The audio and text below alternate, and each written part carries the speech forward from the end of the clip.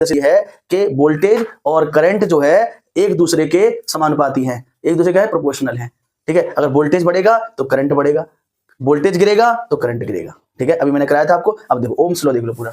अब Ohm's law question आया था 2022 का जो ग्रुप डी पेपर हुआ था कि ओम्स लॉ की खोज कब की गई थी, तो 1827 में। किसने कही थी? जॉर्ज साइमन ओम ने। तो उन्हीं के नाम से क्या रख दिया गया? ओम्स लॉ रख दिया गया।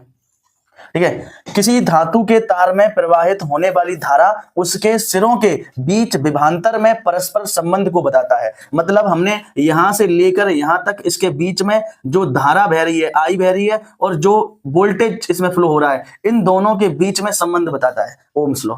लेकिन यहां पे देखो सर्किट में दोनों सिरों के बीच वोल्टेज और करंट, कोई भी सर्किट है इसमें दोनों सिरों के बीच वोल्टेज और करंट एक दूसरे के समानुपाती होते हैं, लेकिन इसमें तापमान समान रहना चाहिए।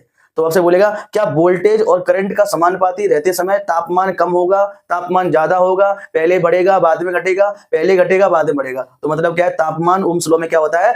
समान रहता है, तापमान उसमें चेंज नहीं होता। यहां पे देखिए वोल्टेज प्रोपोर्शनल आई, यदि वोल्टेज बढ़ेगा यानी बी बढ़ेगा, बी का मान बढ़ेगा तो ऑटोमेटिक क्या होगा? इधर तुम्हारा आई का मान भी बढ़ेगा।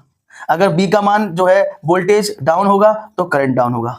मैंने भी कराया था आपको। यहाँ पे देखो V equal to I R, यहाँ पे क्या है? V equal to I R. अगर वोल्टेज आपको किसी सर्किट में निकालना है तो क्या करोगे? करंट में जो धारा बह रही है उसमें क्या करो? रेजिस्टेंस का मल्टीप्लाई कर दो।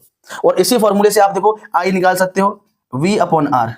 अगर आपको करंट ज्ञात करना है तो वोल्टेज में रेजिस्टेंस का मल्टीप्लाई डिवाइड कर दो। अगर आपको रजिस्टर निकालना है, रेजिस्टेंस निकालना है कितना है, तो वोल्टेज में आई का डिवाइड कर दो यहां से।